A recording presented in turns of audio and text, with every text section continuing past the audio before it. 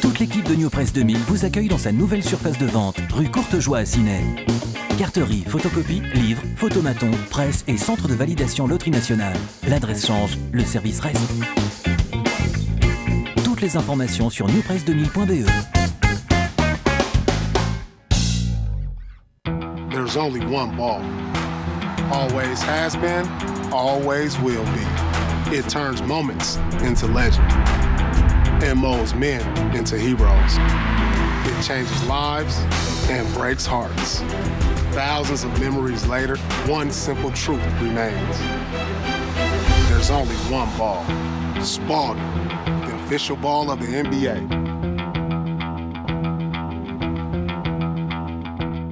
MS Motor à Marchand-Famenne, Ciné-Dinan et Bastogne, c'est votre concessionnaire officiel Nissan et Suzuki. Un stock de plus de 150 véhicules neufs en permanence et une équipe de professionnels à votre service. Profitez de nos conditions salon impressionnantes sur toute la gamme Nissan et Suzuki. Élu meilleur concessionnaire Nissan en Belgique. MS Motor, c'est très fort.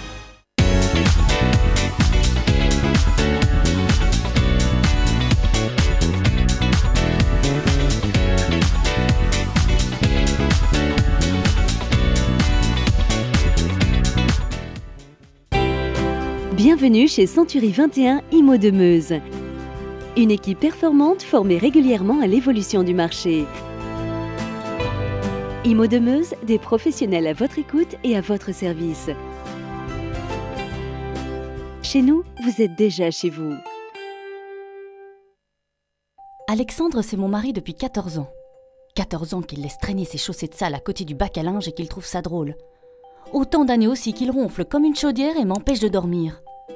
Mais c'est aussi un père fantastique qui transforme n'importe quelle corvée en un moment magique. Et un conjoint super attentionné qui n'oublie jamais un anniversaire. Bref, Alexandre, c'est l'amour de ma vie. Tu as aussi ton amour dans ma fille. Elle est où la différence ? Agence Wallonne pour l'intégration des personnes handicapées.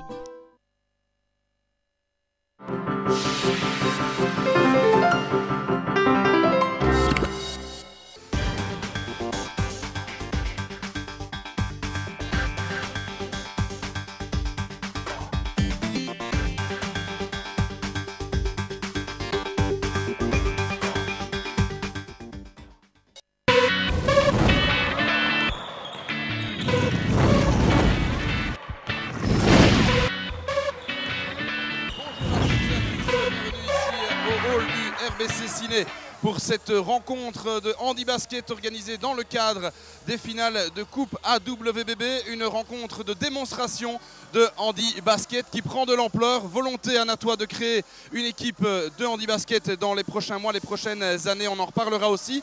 À mes côtés, pour parler de cette rencontre amicale entre une sélection NUR Charleroi-Mons et les Phoenix de Dendermonde, j'accueille monsieur Bernard Skerperel de la WBB, spécialisé dans l'organisation des compétitions de coupe. Alors monsieur Skerperel, expliquez-nous un petit peu les raisons de la mise sur pied de ce match de handi-basket. Eh bien, en fait, la fédération, la WBB, dispose d'un département dédié au handi-basket, géré par notre secrétaire général, monsieur Lopez. À l'initiative de Natois, un nouveau club verra le jour dans la région. On s'est dit pourquoi pas faire connaître un peu mieux ce genre de sport qui est vraiment à part entière durant les finales de coupe à Ciney. Et alors, une sélection a été mise sur pied. Qu'est-ce que vous pouvez nous dire peut-être sur cette sélection Charleroi-Mons? C'est déjà du bon niveau, hein? Oui, c'est du bon niveau. Donc à Charleroi-Mons, il n'y a pas suffisamment de monde pour faire une équipe vraiment dans chaque ville. Donc il y a une association des deux. Et il y a M. Meus, Jacques Meus, qui gère tout ça de main de maître et qui nous a apporté beaucoup au niveau de cette organisation, qui a les contacts avec les fédérations françaises et avec la VBL aussi. Et c'est la raison de la présence de Dendermonde, qui ont une équipe de VBL. Voilà, c'est ça, les Phoenix de Dendermonde, ça c'est une équipe à part entière, habituée de ce genre de compétition, habituée à jouer ensemble. Tout à fait, eux sont habitués à une compétition propre, tandis que dans la Wallonie, Bruxelles, il n'y a que 2-3 équipes. Donc une compétition en tant que telle n'a pas lieu pour le moment. Une équipe de Liège joue à un très haut niveau, mais joue en championnat allemand. Donc voilà, pour le moment, on essaie de développer ça au mieux. Très bien, un grand merci à vous, monsieur Sierporel. Bon match. Et pour vivre ce match, justement, je cède tout de suite la parole à Arnaud Houillard et à monsieur Joniot, spécialiste du handi basket. Bonjour, messieurs. Bonjour mon cher Laurent, voilà, les présentations sont faites pour commenter cette rencontre avec moi, mais quelqu'un qu'on ne présente certainement plus dans le monde du handi basket et dans le monde du basket non plus. Marc Joniot, bonjour. Bonjour. Voilà, oui, là on peut voir une équipe d'Undermond simplement remaniée avec des anciens joueurs provenant de différents clubs de Flandre qui ont décidé de refaire une équipe cette année pour se relancer un peu et de relancer un peu le handi basket dans leur région. Voilà, parce que ce qu'il faut dire, on a parlé, le handi basket, ben voilà, il n'y a qu'une division, il n'y a pas beaucoup de clubs. Hein. C'est difficile pour le moment d'avoir des divisions 1, division 2, division 3. Hein. C'est très difficile parce qu'il n'y a pas eu, je pense, de travail au départ dans les recrutements au niveau des centres de formation, au niveau des centres de rééducation, par rapport aux accidentés, par rapport aux cas. Tout ça, on a pris un retard conséquent par rapport à d'autres pays. Et le championnat belge s'est essoufflé au fur et à mesure des années pour ne retrouver maintenant que 5 équipes en championnat de Belgique. Voilà, donc qui sont toutes en Flandre, il faut le signaler. Voilà, il n'y a que 5 équipes dans le championnat de Belgique. Avant de parler de votre carrière, il faut l'expliquer aussi. Les équipes, comme le club phare en Belgique, ce sont les Roller Bulls. Les Roller Bulls qui n'évoluent pas en championnat de Belgique. Comme d'autres clubs, voilà, on émigre vers l'Allemagne qui, elle, a une infrastructure pour le moment assez conséquente. Voilà, et les Roller Bulls, c'est un club formateur qui avait décidé de faire uniquement de la compétition de haut niveau. A dû s'exiler vers l'Allemagne parce que le championnat de Belgique commençait à s'essouffler et nous avions une forte demande au niveau des joueurs et un fort potentiel au niveau des joueurs. On ne pouvait pas les laisser s'essouffler dans le championnat de Belgique, donc on a dû s'orienter vers l'Allemagne qui est un championnat à part entière et presque professionnel au niveau de la division 1. Donc nous avons fait notre trou dans le championnat allemand, nous avons été acceptés par la fédération allemande pour maintenant devenir un des meilleurs clubs au niveau européen. Voilà, donc les Roller Bulls, avant on s'intéressera aussi à ce match ici, on parlera de certaines spécificités, mais les Roller Bulls voilà, qui sont dans le top du championnat allemand, qui sont dans le top européen, qui se sont qualifiés dernièrement. Expliquez-nous au niveau du championnat d'Europe. Ce week-end étaient prévus les championnats d'Europe de club, donc, et les Roller Bulls y étaient qualifiés par leur saison dernière. Ils se sont rendus à Bordeaux où ils ont rencontré 4 équipes du top européen et ont gagné leurs 4 matchs. Pour se retrouver maintenant au final 8 à Madrid dans le courant du mois d'avril. Ouais. Voilà, donc il y a du niveau. On peut dire que nos petits joueurs belges font un tabac au niveau européen. Ça, voilà. Et vous avez joué, vous avez coaché au Roller Bulls. J'ai une carrière de 30 ans dans le handi basket, donc j'ai joué, je veux dire, un peu partout. Mais les Roller Bulls, c'est mon club, c'est moi qui l'ai créé, avec une bande d'amis. Nous avions décidé de faire quelque chose vraiment pour essayer d'amener le basket au plus haut niveau. Et voilà, et ça fait une aventure de 25 ans qui vient de se terminer ici il y a 2 ans, parce que bon, il faut bien un jour arrêter. C'était le moment, je pense. Les Roller Bulls, vous avez aussi joué, entraîné à Toulouse. J'ai été 2 saisons à Toulouse, oui, une année en 90-91 et en 98-99. Oui. J'ai voulu faire cette expérience de professionnel dans un pays étranger qu'un championnat plus fort et j'en ai gardé vraiment de bons souvenirs et une bonne expérience au niveau sportif aussi. Oui. Voilà, vous avez aussi une expérience internationale. J'ai été presque 18 ans en équipe nationale belge, donc j'ai participé à plusieurs championnats d'Europe de pays, donc, où une qualification pour les Jeux Olympiques de Séoul en 88 avec un superbe championnat d'Europe à Lorient en Bretagne en 87. C'était la première fois qu'une équipe belge s'est qualifiée pour les Jeux Olympiques. C'était un souvenir super souvenir, ça j'imagine. Oui. Et voilà, peut-être pour terminer sur cette carrière, vous avez une très longue carrière dans le handi basket, joueur, on l'a compris, entraîneur également, à la base de la création du meilleur club de Belgique, mais vous avez aussi passé vos diplômes d'entraîneur et vous avez entraîné en basket en valide. Voilà, parce que bon, je pensais que le basket valide m'intéressait, je pensais que je pouvais y faire quelque chose, donc j'ai passé mes brevets de monitorat et j'ai entraîné des clubs valides en première provinciale, en deuxième provinciale, je me suis lancé dans des équipes de jeunes, des équipes féminines et ça m'a amené encore une confiance en moi par rapport au basket. pour le diffuser, quoi, voilà. Voilà. Mais j'ai orienté ma carrière essentiellement après dans le handibasket parce qu'il y avait vraiment du travail à faire là-bas par rapport à ce qui était en place, quoi. Il y a du travail, on en parlera, on va revenir un petit peu sur le terrain avec pas mal de détails à connaître avant même les règles. On les voit, ces fauteuils, il y a de grandes roues, il y a des petites roulettes pour une meilleure stabilité. Et puis aussi, il y a des hauteurs différentes. Voilà, exactement. C'est-à-dire que chaque joueur, je dois signaler d'abord pour que les gens comprennent que chaque joueur est classé par un quota points par rapport à son handicap. Effectivement, donc sur la feuille de match, on voit à côté des joueurs 1, 2, 2,5, 3 ou 4. Voilà, ce sont des classifications faites par des médecins officiels de la fédération qui classent les joueurs en fonction de leur handicap. C'est-à-dire que plus vous êtes handicapé, moins vous avez de points. Et un quota de 14,5 points maximum peut être mis sur le terrain. C'est-à-dire que vous avez des points qui vont de 1, 1,5, 2, 2,5, 3, 3,5, 4 et 4,5 maximum.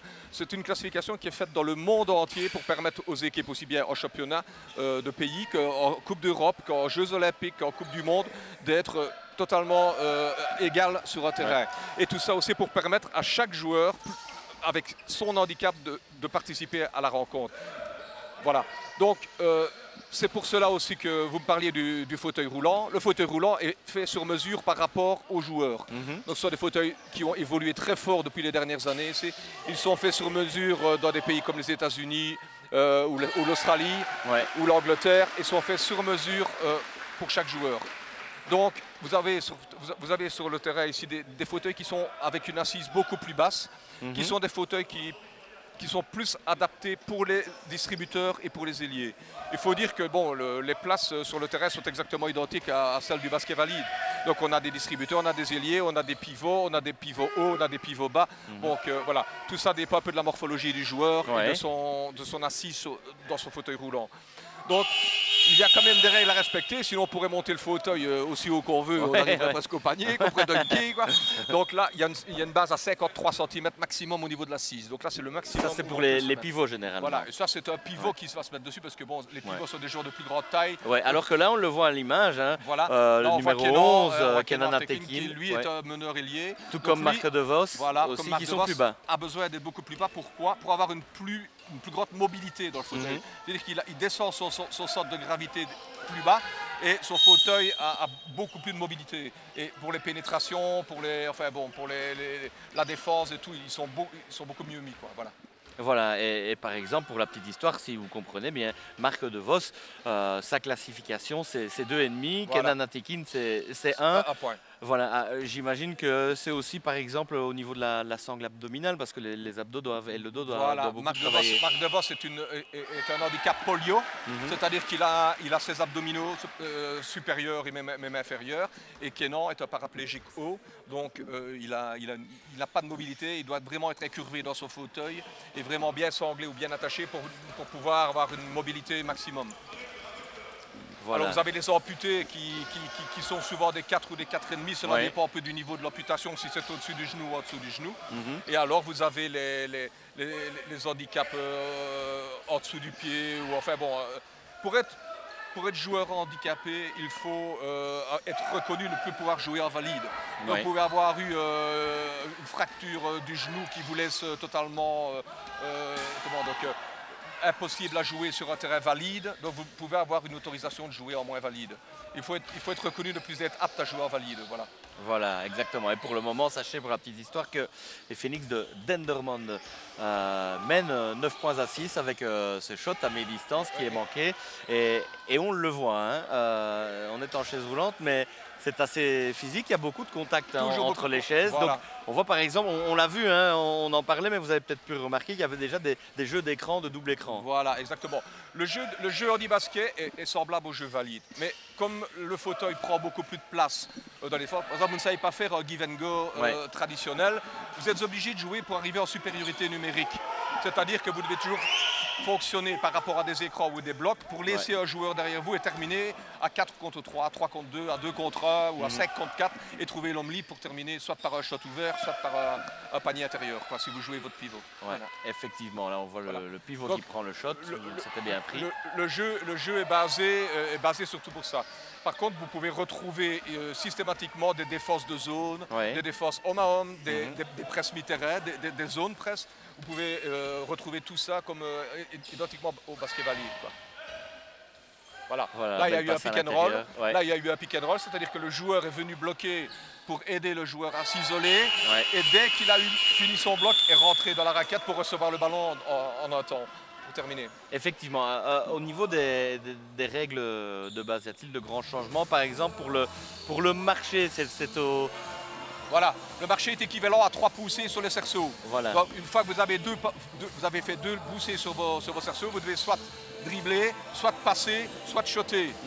Si vous mettez une 3e poussée, que ce soit pour tourner, pour freiner ou pour avancer, automatiquement vous serez sifflé marché. Et tout ça dépend un peu de l'appréciation de l'arbitre. Ouais. Le marché au niveau des 3 poussées dans un laps de temps pour traverser un terrain sera sifflé.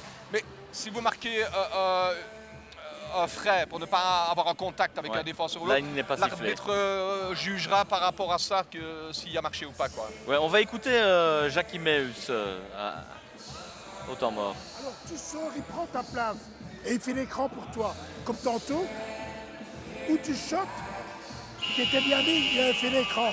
Ok les gars, allez, l'arbitre, joue avec ta tête. Allez. Hey, pour l'union. Go, go, go. Jackie est un ancien Allez. Voilà, on a entendu. Là, le coach parle cash, joue avec ta tête. Joue avec ta tête, gars. Ouais. Jackie est un ancien, est un vieux de la vieille. Je pense qu'il a aussi une quarantaine d'années qu'il doit être dans le système handi-basket. Et dans le jeu, il a aussi joué très longtemps à Fleurus, si je me rappelle, à Charleroi. Il a créé des clubs, il a beaucoup formé des jeunes. Donc c'est un gars qui a fait beaucoup pour l'handi-basket. Oui, combien de temps le joueur peut garder le ballon sans dribbler? Tant qu'il ne pousse pas sur ces 3 poussées sur la chaise, il peut traverser le terrain en se laissant rouler s'il n'y a personne qui l'a. Ah voilà. Non. Pour ça, sinon vous devez chaque fois après les 2 poussées, soit dribbler, soit passer, quoi. Ça c'est systématique. Ouais, on peut peut-être parler des qualités qu'il faut avoir voilà. pour un joueur d'handi-basket. Mais voilà, elles ne sont pas exactement les mêmes qu'un joueur de basket valide. Vous pouvez être un très bon joueur qui vient du valide et qui a eu un problème ou un traumatisme ou un accident. Il vous faudra un certain temps pour être un bon joueur d'handi-basket. Le bon joueur d'handi-basket est à 75% la maîtrise du fauteuil. Donc le fauteuil et la maîtrise du fauteuil sont à 75% dans les qualités d'un très très bon joueur de handi-basket. Voilà, maintenant, bon, le shot a de l'importance, la passe, le dribble, hein, voilà. De l'arbitre voilà, le physique, voilà. Donc tout ça là, mais c'est le maniement du fauteuil. On les voit, beaucoup d'adresses. Hein. Même certains, on le voit, c'est avec le bassin qui manie, le fauteuil. Il faut avoir évidemment une coordination bien précise pour pouvoir manier la chaise et en même temps manier le ballon quand vous avez le ballon. Ou alors pour arriver à se dépêtrer du défenseur et à jouer soit un pick and roll, soit un écran et arriver à sa priorité numérique. Voilà, joli ça, de la part de l'arbitre Taukil. Beau toucher de balle qui va chercher pour la 2e fois d'affilée un 2+1. On va prendre le temps durant cette dernière minute.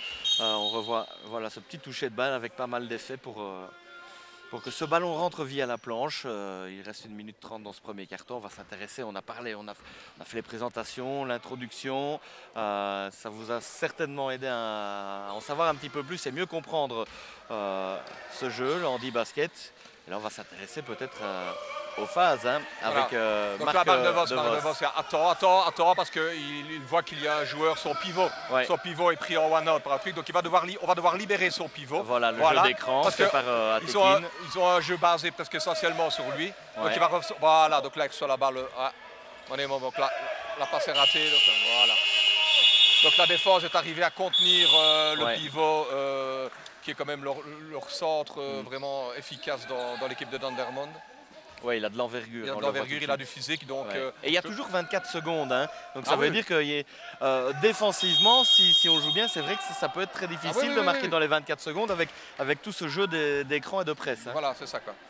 Donc ici, Charleroi a vu qu'ils étaient toujours, je veux dire, eu en défense par rapport au pivot. Donc ils ont réussi à contenir le pivot un peu plus longtemps et ça a perturbé très fort Dendermonde. Là, la marque est ouverte, voilà.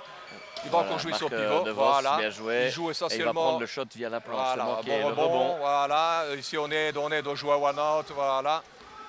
Allez, c'est Rubelli qui remonte ce ballon. Ouais, la belle passe pour le shot ouvert, c'est bien joué, mais le shot est manqué. Le rebond pour Daniel Dirix. Allez, Daniel Dirix qui remonte ce ballon. Jouer, ils ne sont que 5, hein, donc ils ne vont pas jouer non plus trop vite. Physique. Ouais, belle relation là, avec le pivot Motanjawi qui a donné à Kenan Atekin pour finir. Et il mène 10-15 les Phoenix de Dendermonde alors qu'il reste 20 secondes, une dernière possession. Voilà, là, ils jouent une zone pour ne pas avoir ils vont simplement contenir l'équipe de Charleroi en essayant. Voilà, la passe, elle est, là, la passe devait, je pense, se faire dans le fond en baseline. Le shot est trop court. Voilà. Et il reste 2 secondes. Là, ça va être compliqué. On terminera sur ce score 10-15 à la fin de ce premier quart-temps. On prendra encore le temps d'analyser un petit peu le jeu, de voir toutes les similitudes avec le basket valide. Et puis nous parlerons encore d'autres sujets avec vous, Marc. Il y a pas mal de choses à dire sur ce handi-basket, sur ce sport qui se développe tout doucement, qu'on essaye peut-être de développer, mais il reste encore beaucoup de boulot. On le comparera, on parlera également de l'équipe nationale. On va retourner peut-être avant chez Jackie Meus pour écouter ce qu'il a dit.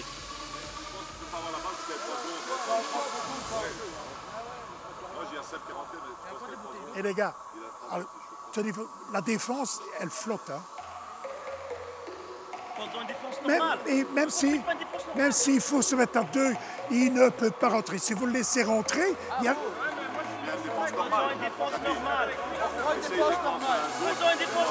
Mais extérieur, on prend la défense normale, extérieur raquette, ok? Alors, on ferme à 2 sur Mo s'il veut rentrer, ok? Il ne faut pas hésiter les gars, il faut y aller. Hein. Attention au foot parce que c'est cartonche, hein, ok? Mais il faut y aller. Allez. Hey, Otto, on ne te demande pas de chanter tout le temps, mais quand tu as un écran, prends tes responsabilités. 2 fois tu es en position, tu ne les prends pas. Ok? Allez les gars, hein? Oh. Allez pour l'Union! Go! Pour l'Union! Go! Hey! Voilà, on écoutait donc Jackie Meus, l'entraîneur de la sélection Charleroi Mons. De l'autre côté, évidemment, vous n'aurez pas l'occasion d'entendre le coach des Phoenix de Dendermonde, puisqu'il est sur les parquets. Donc on n'allait pas lui mettre un micro à chef. Et qu'il est néerlandophone. Bon, on aurait pu traduire, hein, mais voilà. De toute façon, c'est intéressant d'écouter ce que Jackie Meus a nous dire. A un peu dit ce qu'on a discuté tout à l'heure, c'est qu'il demande à fermer la raquette sur le pivot adverse et de prendre ses responsabilités les shots par rapport au shot au écran. Voilà, quand il y a un écran. Et là, l'écran était bien positionné par Cengiz. Là, le pivot va prendre sa place, il va aller chercher pour soit un écran. Voilà, et là, Marc DeVos va aller prendre son écran. Voilà, derrière, on fait un peu tourner avec Daniel Dirix qui prend le shot, le rebond pour la sélection.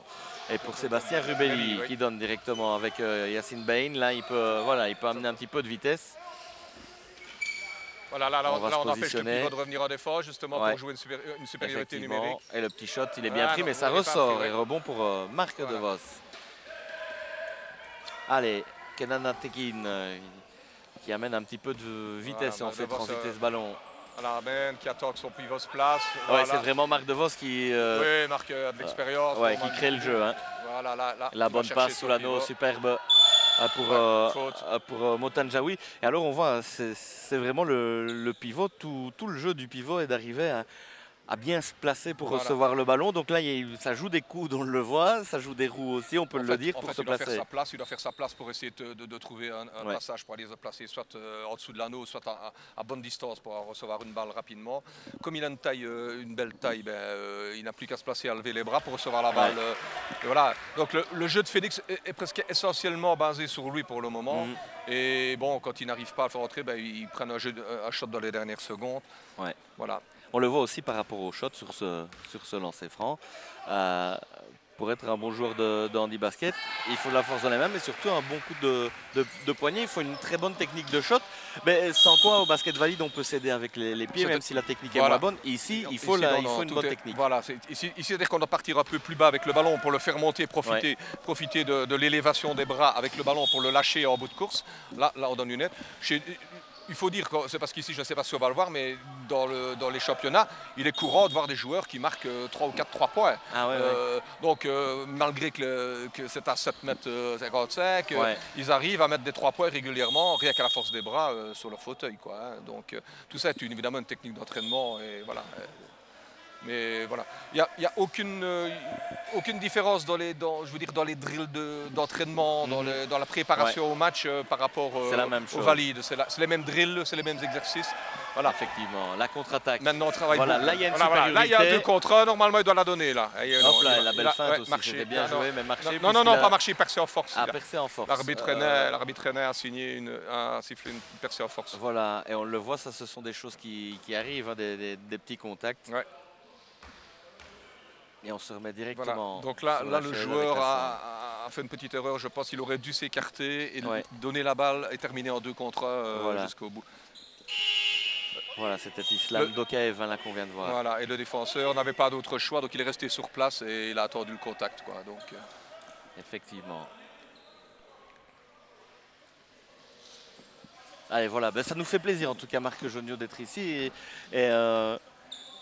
Quand vous êtes arrivé, j'avais l'impression que vous étiez un peu chez vous, parce que vous connaissiez un petit peu tout le monde déjà dans le handi basket et puis à côté, parce que il y a eu un super match juste avant avec les minimes, Liège contre Mons. Liège contre Mons, c'était vraiment d'un niveau, comme pour toutes les finales de ce week-end. Franchement, je suis assez épaté par le niveau. Et puis après, il y a encore un Liège-Charleroi en U21 garçon qui ne sera pas piqué des verres. Et là aussi, vous avez beaucoup de connaissances. C'est-à-dire que Liège est l'ancien club de Fléron.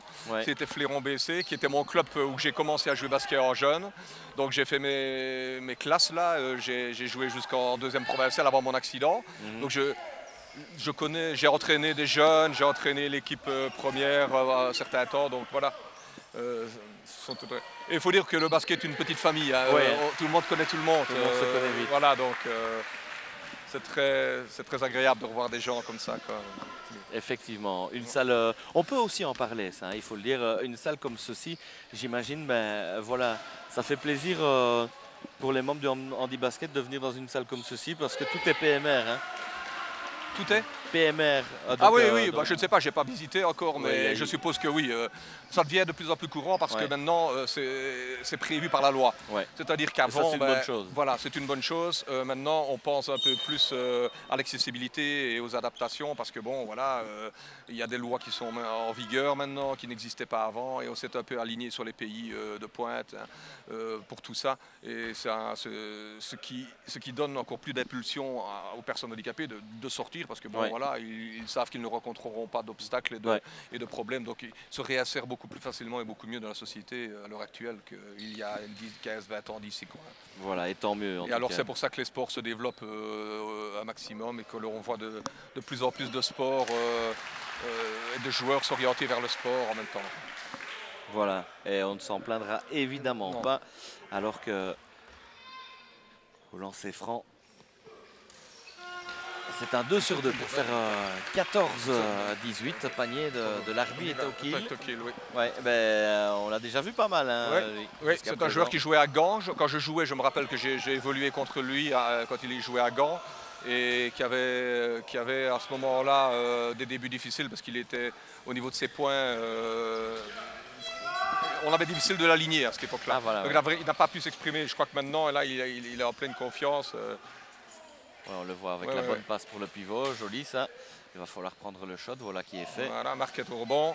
Ouais. Il relance la contre-attaque, mais voilà. Non, Marc De Vos, vous me disiez juste avant le match, voilà, quelqu'un qui a une super belle carrière aussi. Voilà, et qui a surtout une carrière au départ en athlétisme. Ouais. Là, c'est un gars qui a gagné des Coupes du Monde, des Jeux Olympiques dans les distances marathoniennes et dans les 400 mètres. En 100 mètres, je me rappelle qu'à Séoul, quand on a participé aux Jeux Olympiques de Séoul, il n'a pas su jouer, parce qu'il cumulait les deux, il faisait le 100 mètres et le basket. Il n'a pas pu jouer le match qui était le plus important contre le Japon pour terminer dans les 8 premiers, pour être dans le top 8 aux Jeux Olympiques de Séoul, parce qu'il avait la finale du 100 mètres qui disputait en même temps. Ben voilà. C'est un joueur qui a une carrière vraiment exemplaire dans le sport et qui est reconnu. Voilà, ben tout notre respect évidemment pour ses carrières, celle de Marc De Vos et la vôtre aussi, Marc Jonio, hein, parce que là on est en train d'assister à un match d'exhibition. On a bien compris que les deux équipes voulaient de toute façon gagner. C'est bien de se montrer, elles sont là pour gagner. Et c'est ça le but. Et puis on a des belles carrières au niveau sportif aussi. On peut faire de bien belles choses et voilà, participer à des Jeux Olympiques. Il y a peu de gens qui peuvent s'en vanter. J'imagine que ce sont des souvenirs qui restent gravés à jamais. C'est des souvenirs qui restent, oui. En plus, bon voilà, moi j'avais vu là. C'est-à-dire que maintenant, toutes les compétitions moins valides se font directement après les compétitions valides. Ouais. Donc ce qui est bien, c'est que voilà, on côtoie des sportifs de haut niveau, on arrive à s'intégrer beaucoup plus facilement dans son sport. Et voilà, tout est vraiment bien fait pour épanouir le sportif handicapé pour l'instant. Que ce soit dans le tennis ou maintenant dans le tennis aussi, on voit que les Open moins valides se font juste après. Comme l'US Open, l'Australian Open, Wimbledon, tout ça se fait dans la continuité, donc ça c'est génial. Ça rentabilise le sport un maximum quand même. Effectivement. Et le problème du basket, bon, c'est un sport collectif, donc il ne peut pas se pratiquer en valide et en moins valide, il doit se pratiquer entre moins valides uniquement. Encore qu'en Allemagne, ils autorisent un joueur valide ou 2 joueurs valides. Voilà, là on a vu un marché justement de Larbi et Taukil. Donc là, il a lancé ses 2 poussées pour pénétrer dans la raquette. Et puis il a vu le joueur devant lui, il a donné une impulsion pour changer de direction sur sa roue. Et c'est là que l'arbitre lui a sifflé le marché. Donc là, on a vu vraiment un marché. Voilà, alors qu'il y a des changements et que le score est de 18 à 22, 5 minutes encore dans ce deuxième quart-temps. On est avec Marc De Vos à la main. On va aller voir certainement un jeu d'écran. Voilà, Keno est derrière l'écran. Bon, là, il n'y a rien qui se fait. De rentrer, mais il y a un double écran. Les joueurs ne bougent plus, ils ne cherchent plus à aller chercher les shots extérieurs. Donc là, ils empêchent les pivots de rentrer simplement. Voilà, là, il y a un shot ouvert. Là, le shot est ouvert, voilà, il est bien pris, obligé de le prendre. Et il se bat bien pour aller au rebond, Daniel Dirix. Mais la possession sera pour la sélection Charleroi-Mons. Avec le ballon pour l'arbitre Taukil. Voici qui est fait, qui va pouvoir remonter. Où on remarque aussi une évolution dans le handibasket, c'est au niveau du matériel aussi. Les fauteuils roulants maintenant sont hyper légers ou dans des alliages spéciaux hyper légers avec des roues, avec des roulements spéciaux aussi pour permettre justement une mobilité supérieure. Des réglages où la chaise est faite sur mesure et où elle ne bouge pas, elle est vraiment faite en un seul morceau, donc là il n'y a plus de torsion, il n'y a plus de jeu. Et le joueur gagne encore en pourcentage au niveau de son jeu. La belle passe à l'intérieur là pour Motonja, oui, c'est manqué. Voilà, il commence à fatiguer un peu à 5 seulement. Rubelli, il n'y a pas de remplacement du côté de Phoenix, donc il commence un peu à peiner dans les dernières minutes de la première mi-temps. Il n'y a aucune rotation. Là il termine en 3 contre 2, là il aurait pu donner la balle. Voilà, là il y a 3 secondes évidemment. 3 secondes dans la raquette. Voilà, parce que les règles, on vous l'a dit, sont essentiellement les mêmes. Les 3 secondes étaient comptées. Et voici la possession à nouveau pour Phoenix. Dendermonde avec Daniel Dirix pour remonter cette balle. Il va donner sans doute à Marc De Vos. On le voit donner ses consignes. On joue à l'intérieur avec Motonjaoui qui prend le joli shot. Il n'a pas beaucoup de réussite pour le moment.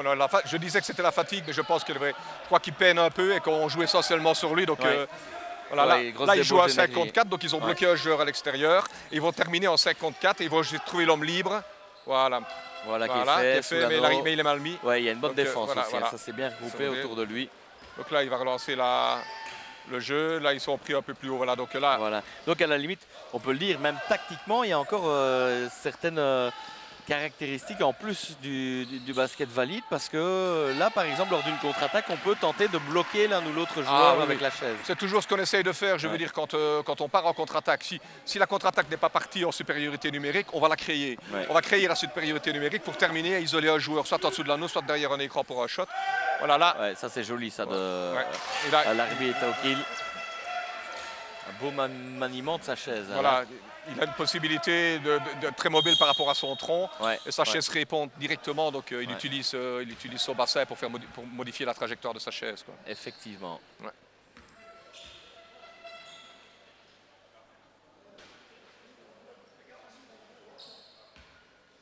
Allez, la rentrée latérale avec Marc Devos qui Devos. calme le jeu, qui organise, qui regarde.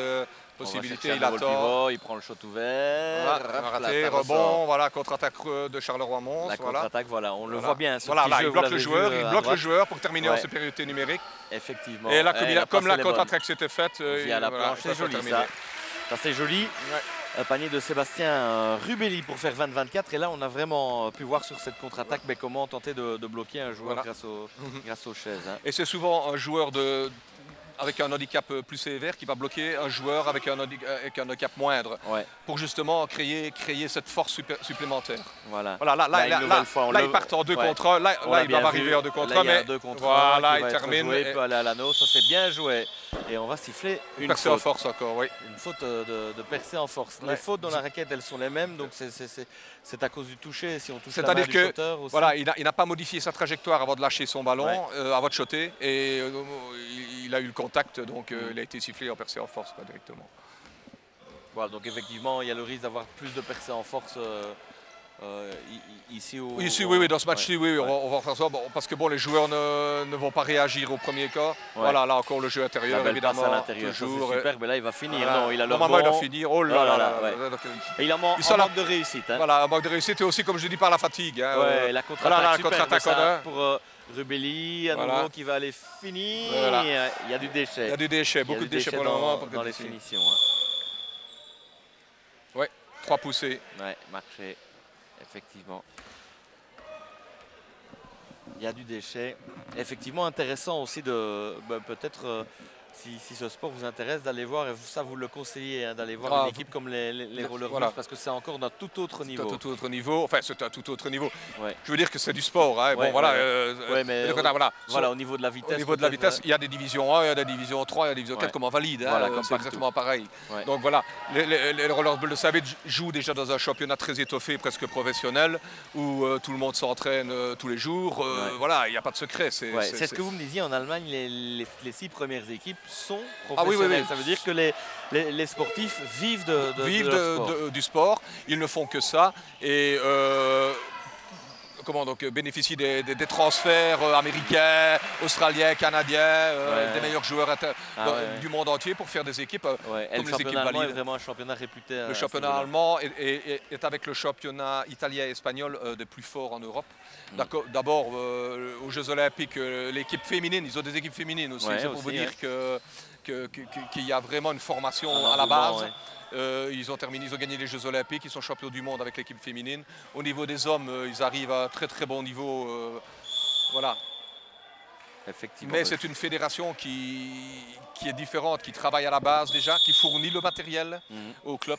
Donc c'est déjà très important parce qu'il faut savoir le prix d'un fauteuil roulant aussi de basketball. Hein. Mais voilà, et ça coûte combien? Et ça coûte 7 000 € en moyenne. 7 000 €. Vous vous rendez compte. Donc quand un club a 10 joueurs, ça fait 70 000 €. Vous voyez déjà l'investissement qu'il faut trouver déjà en sponsoring. Bon, il y a une aide au départ de l'ADEPS par rapport à l'achat de fauteuil, mais qui n'est pas à 100% évidemment. Donc si vous changez régulièrement de joueur, le fauteuil étant fait sur mesure pour le joueur, il faut changer à chaque fois. Il y a des fois que ça convient pour le joueur qui va remplacer ou s'il n'y a pas que son fauteuil. Voilà. Mais presque chaque fois, il faut remodeler l'équipe quand vous changez trop souvent d'équipe et de joueurs, les fauteuils. ils ont une durée de vie aussi qui n'est pas éternelle. Parce que les contacts, les chocs, voilà, l'entretien. Alors il faut les changer assez souvent, plus ou moins. Quand on fait un championnat de haut niveau, il faut veiller au moins à remplacer et à faire des entretiens réguliers du fauteuil. C'est pour ça que dans chaque équipe de handibasket, vous avez un coach, un assistant coach, mais vous avez un mécano. Ah ouais, voilà. Vous avez toujours un mécano sur le banc. Donc ça, c'est dans toutes les équipes, le gars avec ses roues de rechange comme en Formule 1, il vient, paf, paf. Donc c'est très important d'avoir un bon mécano dans une bonne équipe. Effectivement, on n'a pas été autant mort, hein, parce que là, ce que Marc Jeune nous expliquait, c'est intéressant. On s'est assez surpris par le prix de ces chaises. En Belgique, est-ce que aussi la fédération ou un organisme intervient pour l'achat des chaises? C'est-à-dire que quand vous créez un club, si vous êtes reconnu par l'ADEPS, vous pouvez remettre un dossier de subvention ou de demande de subside pour le fauteuil roulant. Mais vous n'avez jamais les 100%. Donc voilà, vous pouvez avoir une aide de 30, 40%, 50%. Il faut encore être reconnu par l'ADEPS et voilà quoi. Donc c'est toute une procédure à faire et à suivre, mais qui est importante quand même et qui aide les clubs. Il faut dire ce qui est. Voilà. Effectivement, un nouveau marché. On est parti pour les 20 dernières secondes de cette rencontre. En deuxième période, on parlera un petit peu plus spécifiquement du championnat belge, des infrastructures et du club de Natois qui a décidé de créer son club dans handibasket. Et bien voilà. Je crois qu'ils vont terminer. Bonne idée. Voilà, ils vont jouer intérieur. Ils vont terminer sur cette possession. Hein. Voilà, il va jouer derrière l'autre, il va donner la balle intérieure, il doit la donner, il ne la donne pas. Et prend le shot. Voilà, on voit qu'il a des qualités, mais qu'il aime bien prendre ses responsabilités. Il aime bien marquer ses points. Allez, il reste 4 secondes avant la fin de la mi-temps. Il n'y a rien à se tenter. Je pense que Marc va donner intérieur. Voilà. La passe, elle est belle. Et l'interception, ou la semi-interception qui empêche Ivan Verhagen d'inscrire un panier. 22-24 en faveur de Phoenix de Dendermonde pour terminer ce deuxième quart-temps. On arrive à la pause. Bien voilà, sur le jeu, on va dire que on a vu quelques belles choses aussi. Le rythme, mais en fonction évidemment du nombre de joueurs, il n'y a pas beaucoup de rotation, donc c'est normal qu'on se soit un petit peu essoufflé. Hein. Voilà, je pense que bon, les deux équipes se donnent et montrent quelque chose, et montrent leur qualité, et montrent un peu aussi ce que c'est le handibasket. Par contre, voilà, il y a une question de fatigue à 5 joueurs, il n'y a pas de remplacement, il n'y a pas de temps mort, donc voilà. Effectivement, là aussi, comme d'habitude, on est parti pour 10 minutes, un quart d'heure de pause à la mi-temps. Oui, 10 minutes, un quart d'heure, hein, c'est exactement le même règlement, donc il n'y a rien qui change par rapport au valide. Il faut que les joueurs se reposent un petit peu aussi. Se reposent. Effectivement. Alors, on le voit ici, Daniel Dirix. Handicap 4, donc handicap léger. Handicap léger, non, enfin oui. Classification 4. Classification 4, c'est-à-dire qu'il il était reconnu,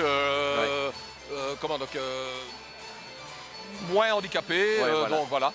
C'est une commission internationale de médecins, hein, il n'y a pas d'amis médecins dans le truc, vous passez d'une classification belge par des spécialistes belges. Et lorsque vous allez en compétition internationale, là vous êtes confirmé par des instances internationales qui confirment votre classification. Elle peut être modifiée en cours de route. Si vous êtes classifié par exemple 4 points en Belgique et que vous avez une classification internationale et que le médecin international juge que ça a été mal classifié dans votre pays, elle peut être réduite ou augmentée. Mais une fois qu'elle a été vue internationalement dans un match de Coupe d'Europe ou de Coupe, de club, elle ne changera plus.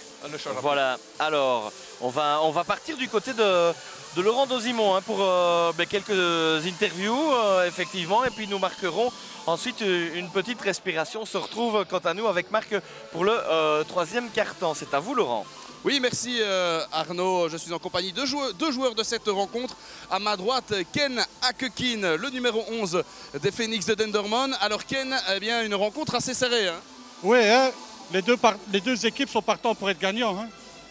C'est un peu dur, mais tout le monde est potentiellement winner aujourd'hui. Ouais. C'est un bon match amical pour vous aussi, pour votre compétition? Il y a beaucoup de fair play. Et si on shot, ça va être serré. Le fair play, c'est aussi une des marques de fabrique du handibasket? Non, non, non, non. On n'est pas fair play? Non, on ne se fait pas des cadeaux en général. Hein. Ici, comme c'est une match de démonstration, on doit quand même prouver aux valides et aux autres montres que le handibasket, c'est vraiment bien et que c'est physique. Merci en tout cas Ken, bon repos à vous. À ma gauche, le joueur de la sélection NUR du jour, Anthony Capron, le numéro 5. Anthony, 22-25, tout reste possible dans ce match. Hein. Oui, bien sûr, on a 2 points de 2 et tout est possible bien sûr parce que tout le monde est motivé, tout le monde est potentiellement apte à mener le match comme Ken a dit juste avant et je pense qu'on peut rester optimiste sur la suite et il y a moyen de faire un beau match et un bon score des deux côtés, quoi. Alors vous portez là le maillot de l'équipe nationale belge, vous faites partie aujourd'hui de la sélection Charleroi-Mons. Dans quel club jouez-vous au quotidien? Pour l'instant je joue dans une équipe à Mons, Frameries, qui s'appelle le BHBP Viking Ball. Et pour l'instant ça fait 2 ans et demi que je m'entraîne, jusqu'à présent tout va bien. Le problème c'est que nous manquons de motivés et c'est très difficile parce qu'il faut être 5 minimum pour jouer et nous sommes souvent 3 ou 4 à l'entraînement, c'est ce qui pose problème, mais ça va, ça vient, donc on a encore du potentiel et beaucoup d'avenir là-dedans. C'est sympa aussi de promouvoir ce handibasket dans des manifestations comme ce week-end au beau milieu des coupes AWBB, c'est une belle vitrine. Oui bien sûr, dans le sens où, je ne vais pas dire qu'on est mis encore à l'écart, mais ce n'est pas un sport que l'on voit à chaque coin de rue. Donc pourquoi pas le montrer aux gens qui sont encore dans l'insouciance et leur montrer que c'est un sport comme autre sport où on se valorise autant, c'est aussi physique, il y a autant de contacts. Et comme Kenan le dit, il y a du fair play bien sûr, il y en a même peut-être plus, mais on ne se fait pas de cadeaux, quoi. Ça fait longtemps que vous faites du handibasket? Moi 2 ans pour l'instant. Ok, un grand merci à vous, bon repos et bonne deuxième mi-temps. Quant à nous, nous allons marquer une courte pause, une page de pub et l'un ou l'autre reportage consacré au basket francophone. À tout de suite.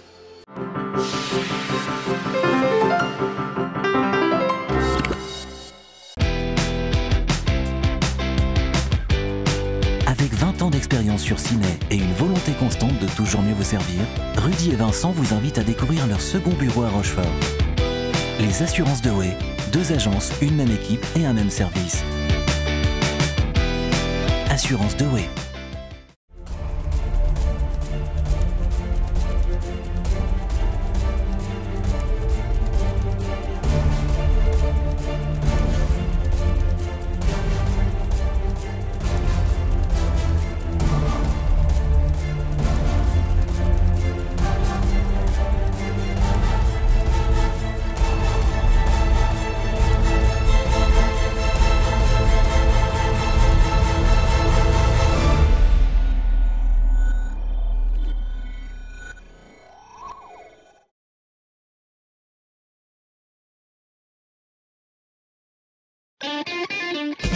I know you're gonna be the one, the kind of flashy girl, a superstar emotion. Now we're gonna have some fun.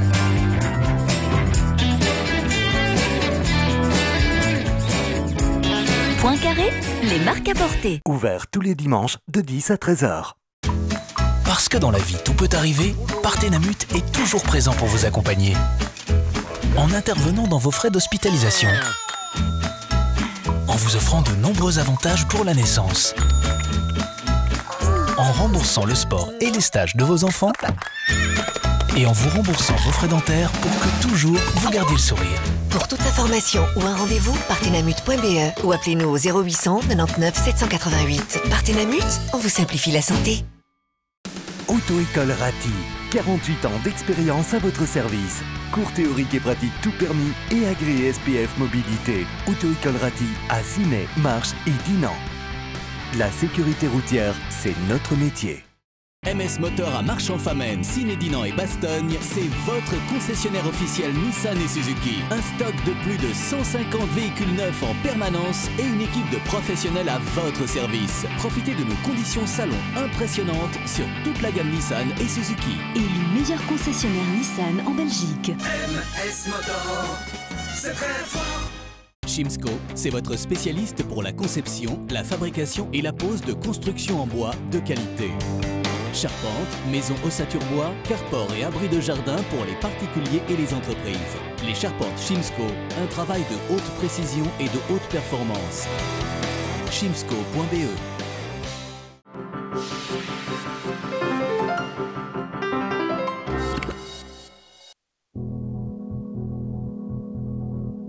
Deux jours avant le grand événement, Jean-Paul Houard nous a reçus au RBC Ciné. Ce que représente la Coupe, pourquoi avoir voulu l'accueillir, mais aussi ce que cela nécessite comme investissement financier. Le secrétaire du RBC Ciné nous dit tout et parle des grandes ambitions du club. Entretien. Le fait de l'accueillir ici à Ciné, de l'organiser, qu'est-ce que ça représente pour le club, pour l'image du club?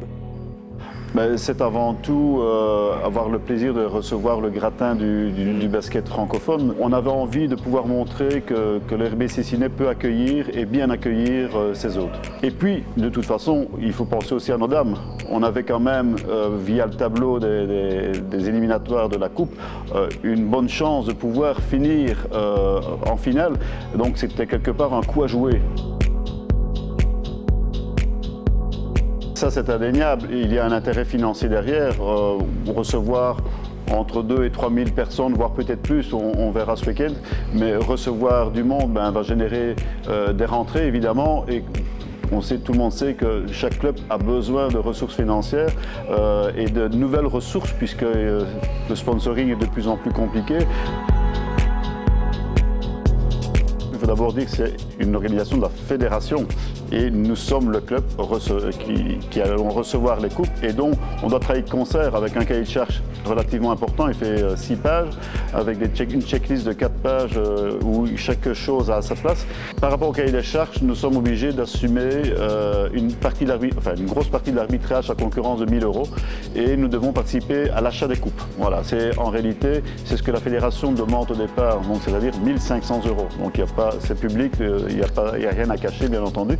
Donc 1 500 € qu'on doit déjà avoir au départ si on veut démarrer sur une feuille blanche. Donc 1 500 €. Maintenant, autour de cela, on a fait quelques petites dépenses puisqu'il fallait équiper avec les équipements. Donc j'ai dit qu'au départ, il nous faut 2 500 € avant de commencer. Je peux affirmer que pour cette manifestation-là, les membres du RBC Ciné ont vraiment répondu relativement vite à notre appel.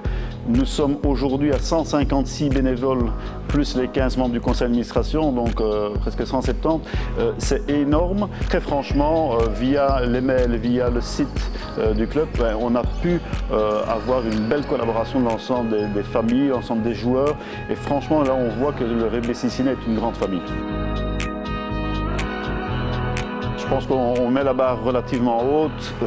J'ai dit en boutade au président du département des coupes que le suivant allait avoir dur parce qu'on a voulu vraiment faire de grandes choses. J'ai invité Johnny Bozzi dimanche. J'espère pouvoir faire revenir Charleroi au mois d'août. Bon, c'est une D1, c'est pas une organisation comme ceci, mais ça nous correspond un petit peu pour venir et donc il sait très bien où je veux en venir. Donc, et j'ai déjà un petit accord avec lui en disant oui, pourquoi pas, on reviendrait à faire un match. Et mon petit rêve derrière, je peux le dire, c'est pas un problème, c'est qu'on associe un match avec Charleroi et peut-être avec Braine Amphi. Pourquoi pas? Ce serait quand même une apothéose. On vient de le recevoir ici.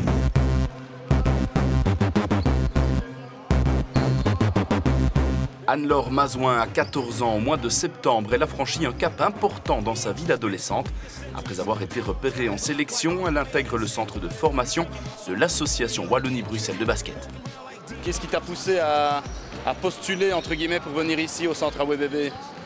D'abord ma famille et puis ma sœur était venue ici donc ça m'avait déjà donné envie. Puis ma prof de gym, Madame Dewey, l'année passée, qui m'a quand même dit tous les avantages du centre. Qui m'a franchement poussée et qui m'a aidé pour le choix et c'est surtout elle qui m'a poussée ici. Fanny Dewey donc. Voilà. Si le rythme d'entraînement évolue de manière considérable, que dire du quotidien? Quand on débarque à la WBB, on va à l'internat et on change d'école. Voilà, bien alors. Est-ce que tu arrives à bien gérer l'école et le basket? Oui, franchement, j'avais déjà des facilités avant d'arriver pour l'école, donc ça n'a pas trop posé de problème. Et franchement, oui, combiné, ça va. C'est pas simple parce que entre le basket, l'école et les matchs de championnat quand elle retourne en club le week-end ou les matchs de R1 quand on joue ici avec le centre, il n'y a pas beaucoup de place pour autre chose. Et ça demande des sacrifices. Anne-Laure s'entraîne bien sûr tous les jours au centre à Jambes. Elle dispute minimum 2 matchs par semaine, un avec l'équipe minime de Ciney où elle est toujours affiliée et un autre amical avec les minimes première année du centre contre une équipe première de 2e régionale. Le plus difficile, c'est de s'habituer, après avoir joué une semaine avec des filles qui jouent parfois au niveau, de retrouver des filles qui parfois jouent un peu moins bien, qui ont un beau niveau par rapport à nous. Mais voilà, c'est surtout ça le plus difficile. Sinon, c'est des filles que je connaissais déjà avant, donc je me sens super bien avec elles. Et franchement, moi, ça ne me pose pas de problème. Faites vos changements sur place. Voilà. Hop, pousse Anne-Laure. Très bien. L'année dernière, elles jouent en pupille, elles arrivent ici. Le nombre d'entraînements par semaine est doublé pratiquement. Et alors le niveau de jeu est beaucoup plus élevé, le rythme aussi, et elles doivent s'acclimater. Mais c'est enrichissant pour elles, on voit les progrès qu'elles font. Et tous les matchs le mercredi, quand elles jouent même contre des R2, elles dominent vraiment les matchs. Donc c'est vraiment enrichissant pour elles et enrichissant pour le groupe et très bon pour l'avenir. Les filles les plus âgées du centre à WBB qui ont 16-17 ans évoluent au sein du championnat de première régionale où elles sont en tête ex-aequo avec Ciney. Anne-Laure a même déjà eu l'occasion de monter sur le parquet dans cette division. Le top, c'est quand même quelques minutes jouées avec la R1 cette saison déjà? J'ai déjà pu monter contre Ciney en championnat, mais franchement, c'était chouette. Hein, mais je pense qu'il faut encore travailler et peut-être qu'en fin de saison, pouvoir jouer quelques minutes avec l'équipe. Anne-Laure, ses caractéristiques, c'est une shotteuse, c'est une marqueuse. Donc on est en train de travailler leur qualité. Surtout, nous, ce qu'on cherche, c'est vraiment augmenter leur technique de base et essayer d'améliorer, je vais dire, leurs petits défauts. Change de rythme, reçois, passe, hop, plus, attaquez plus Tano, soyez plus agressifs. On l'avait déjà eu en sélection par avant, donc on le connaissait déjà et franchement, il a toujours le mot pour nous aider, pour nous dire ce qu'on doit améliorer. Anne-Laure n'est bien sûr qu'au début de sa formation. 3 belles années l'attendent encore au sein du centre de la WBB.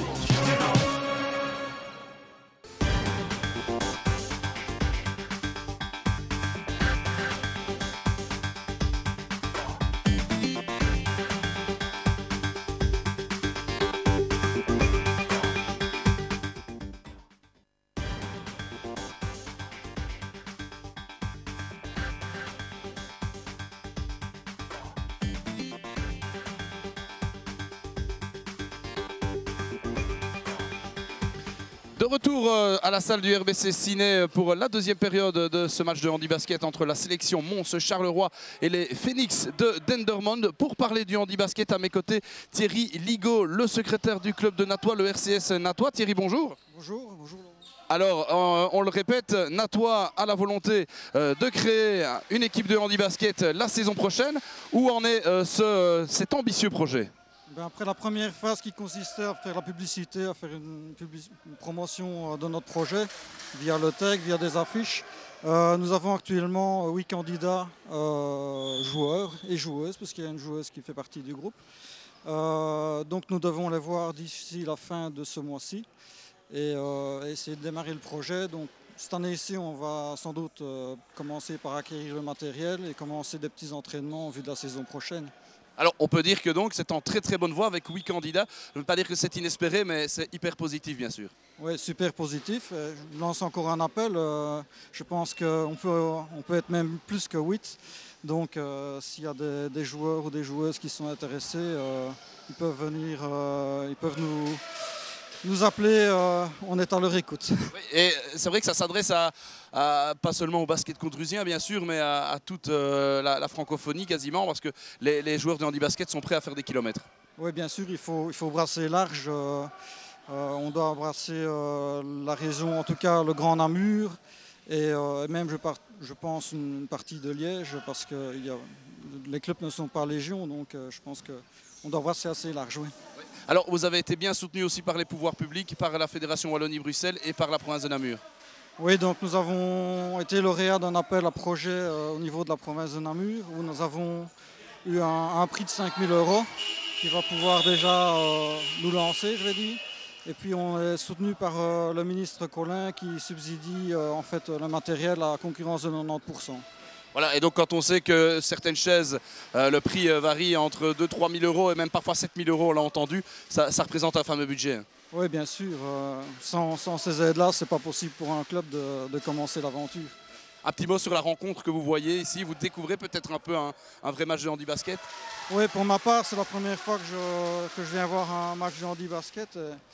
Franchement, c'est très plaisant à voir, c'est physique, c'est technique. On retrouve toutes les qualités du basket pour valide. Voilà, je suis très confiant dans notre projet. Voilà, on y croit fermement. Ok, un grand merci à vous Thierry, bonne deuxième mi-temps. Voilà, c'était donc Thierry Ligol, le secrétaire du RCS Natois, dont le projet handi-basket est bien lancé. Bonne deuxième mi-temps, Arnaud et Marc. Merci, mais mon cher Laurent.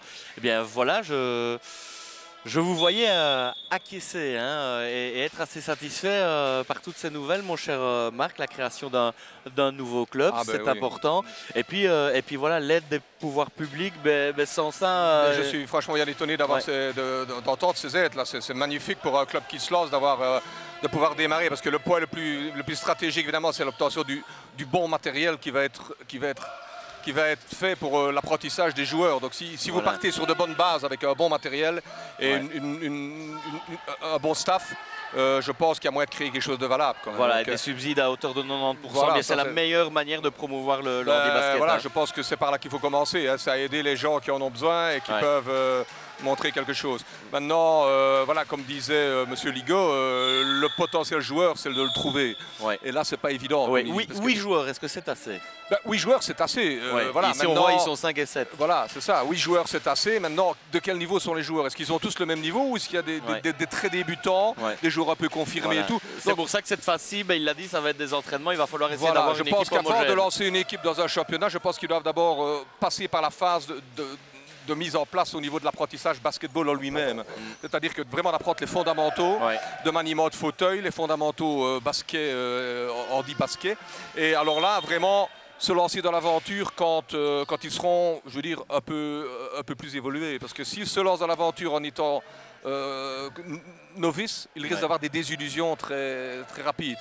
Il faut dire aussi que les kilomètres sont longs pour aller faire un mètre de basket. Ils doivent aller à Bruges, à Gand, à Anvers. Et encore, ça pour vous, c'est pas beaucoup parce que quand vous étiez au Rollerball, en Allemagne, vous m'aviez dit vous partiez, vous habitez la région de Liège, vous alliez jusqu'à Munich. Jusqu'à Munich, jusqu'à Hambourg, jusqu'à Berlin. Donc il nous arrivait de faire 1600 à 1700 km pour un mètre de basket. Donc on y passait le week-end dans la camionnette. Voilà, heureusement l'ambiance était bonne. L'ambiance était bonne quand on avait gagné, on parlait un peu plus sur le retour que quand on avait perdu. Bon, mais voilà, c'était une motivation par rapport au niveau de jeu aussi. Il faut dire ce qu'il y est. Et effectivement. Voilà, avec des joueurs qui en voulaient vraiment. Et... En tout cas, allez, on n'hésitera pas à donner votre numéro de téléphone à Natois, sait-on jamais. Et puis peut-être pourront-ils discuter avec vous, car vous êtes de bons conseils. Et j'imagine pour un club comme ça qui débute, le principal c'est d'avoir les subsides et c'est de bien s'entourer au départ pour aller dans la bonne direction. Ne pas faire n'importe quoi, je pense, au départ. Donc déjà, je vois qu'au niveau matériel, ils ont pris des bonnes dispositions. Et je pense qu'ils ont contacté les bonnes personnes au niveau de la fabrication des fauteuils. Je pense que voilà, c'est la société Sodimet qui va s'en occuper. Je pense, j'ai entendu parler. Donc c'est une société qui est vraiment spécialisée dans le matériel de sport. Voilà. Et bien s'entourer au niveau staff, c'est-à-dire staff... quelqu'un qui peut vraiment amener les nouveaux vers je veux dire, l'amour du basket et la pratique du basket. Voilà, on est reparti dans cette deuxième période, troisième quart-temps, 24-26. Là, je vois que maintenant c'est le pivot qui monte la balle, donc à mon avis, ils ont j'ai tactique, ils vont être marqués au shot. Voilà, donc là... Là, il va devoir faire un pick and roll. Ils ont essayé un pick and roll. Voilà. La contre-attaque est lancée. Voilà, normalement, il doit terminer. Avec ce même joueur, ça fait plusieurs fois qu'en contre-attaque, c'est lui, Sébastien Rubelli. Et si vous le voyez, là, on le voit, près de la remise en jeu, panier opposé, eh bien, on voit quelqu'un comme Jacques Stas, qui assiste à cette rencontre de handi-basket. Il est là aussi, on ne va rien vous cacher, parce que le match... juste après la rencontre, opposera les U21 de Charleroi face à Liège. Un match qui vaut la peine d'être vécu. Parce que quand on voit ce qui s'est passé en U16, en U14, garçons chez les filles aussi, U19, je vous rappelle hier, le voici, Jacques Stas. Franchement, ce sont de très très belles finales dans un très beau cadre. Il y a du jeu. Et donc, ben voilà, pour ceux qui regardent le streaming WBB, surtout, restez bien après ce match d'handi-basket parce qu'il va y avoir du spectacle, des beaux bébés, dont notamment un joueur, je ne vous dis que ça, sa taille, 2,21 m. Ben voilà, c'est mon rêve. Ah oui, 2,21 m, oui. C'est mon rêve, mais qu'il me donne quelques centimètres. Michael Foussek, 2,21 m. Ah ouais. Voilà, il va y avoir des beaux bébés. Pour Jacques Stach, je peux vous dire qu'il a failli être entraîneur des Roller Bulls. Oui, oui. C'est-à-dire qu'on cherchait un entraîneur quand on a eu notre équipe qui était qualifiée pour les Coupes d'Europe. Ouais. Et Jacques est venu à un entraînement, a donné l'entraînement chez nous, aux Roller Bulls. Et nous a fait de la relaxation, de la sophrologie, a travaillé avec nous pour améliorer pas mal de choses au niveau de l'équipe. Ah, c'est intéressant ça. Nous avons été en discussion pendant quelques mois pour finir, voilà, donc ça ne s'est pas fait, mais il a failli entraîner les Roller Bulls une saison. Ben voilà, il est déjà venu donner ses précieux conseils, en tout cas lui qui a une superbe carrière au niveau du là on peut dire basket. Oui. Et 26-28 hein, pour info, le score. Oui, ça va être serré, je pense, jusqu'au bout. Les deux équipes ne lâchent rien. J'ai bien aimé l'interview de Kenan Atekin, mais qui le disait, fair play, on a compris ce qu'il voulait dire. Voilà, il est francophone aussi, il faut le dire, mais on a bien compris ce qu'il voulait dire. On veut montrer ce dont on est capable ici, on veut le prouver. C'est-à-dire que voilà, c'était un peu l'état d'esprit du joueur de handi-basket, c'est qu'il ne veut pas être pris pour une personne moins valide. Voilà. Il veut montrer qu'il est dans son sport, qu'il fait du sport, qu'il est un sportif à part entière et qu'il veut, qu'il veut progresser dans son sport, qu'il veut montrer qu'il veut gagner son match. Et voilà, ça fait partie du sport. Là, il va terminer en 2 contre 1. Il y a des espaces, donc il y a pas mal de contre-attaques. La finition est un peu bâclée, je trouve. Et Sébastien Rubelli qui manque. Voilà. Alors qu'il est souvent à la base des contre-attaques. C'est l'état d'esprit du moins valide, c'est que c'est des gens qui ont un caractère un peu surdimensionné par rapport au sport et qui ne lâchent rien. Qui ont une superbe mentalité. Qui veulent se battre, parce qu'ils ont dû se battre. Le dépassement de soi. Voilà, exactement. Ils veulent se dépasser pour montrer qu'ils peuvent y arriver et toujours progresser. Effectivement. 4 minutes encore dans ce troisième quart-temps. On va aborder un volet qui vous tient à cœur. Hein. Quand on vous a contacté pour venir faire le consultant, pour venir nous donner vos précieux conseils, vous avez accepté assez vite et vous m'avez dit tout de suite ce serait bien qu'on parle de l'équipe nationale parce que voilà, c'est quelque chose que vous trouvez dommageable, c'est quelque chose qui vous ennuie un petit peu. Cette équipe nationale est une génération dorée, comme vous m'avez dit, et malheureusement, on ne va pas en profiter. Voilà, exactement. C'est-à-dire que cette équipe nationale a été scratchée, on peut dire le mot, on ne sait pourquoi, car on n'a jamais donné vraiment de raison valable et officielle par rapport à cette équipe. Donc maintenant, il n'y a plus d'équipe nationale? Non, il n'y a plus d'équipe nationale. Ici, elle voudrait se remettre en place. Il y a des gens qui désireraient remettre cette équipe, car, comme vous venez de le dire, ce sont vraiment des joueurs d'une classe internationale et même, je veux dire, même mondiale, car tous ces joueurs qui jouent en équipe nationale jouent dans des clubs professionnels à l'étranger. Oui, donc ils auraient quelque chose à faire dans des compétitions internationales. Ils auraient quelque chose à faire dans des compétitions internationales. Et pour la preuve en est qu'ils sont presque tous dans des coupes européennes de clubs maintenant et qu'ils font des résultats incroyables. Donc il y a vraiment un potentiel joueur qui est à aider, qui est à travailler encore un peu pour arriver vraiment à un niveau qui n'a jamais été eu en Belgique. On n'est jamais arrivé à ce niveau. Donc, et cette jeunesse, elle a été formée depuis une dizaine d'années dans des clubs de bon niveau. Donc ce sont vraiment des joueurs de qualité. Et la fédération derrière, on ne sait pas ce qui se passe, mais elle ne suit pas, elle ne veut pas se lancer, elle ne veut pas réinstaller. Bon, c'est vrai qu'il y a beaucoup de paramètres qui viennent en ligne de compte que nous ne connaissons peut-être pas, mais je pense que l'équipe nationale, c'est la vitrine. C'est la vitrine pour tout ce qui est...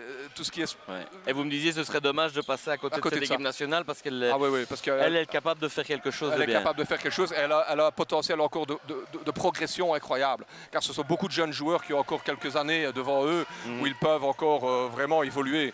Donc là, je pense qu'on est à côté de la plaque et on est à côté de la question. Maintenant, je sais qu'il y a d'autres paramètres qui viennent de compte. Mais quand on a cette possibilité-là de mettre en vitrine une telle équipe, on ne doit pas passer à côté. Parce que ça va relancer automatiquement les petits clubs. Ça va relancer automatiquement les joueurs qui vont venir jouer dans les clubs.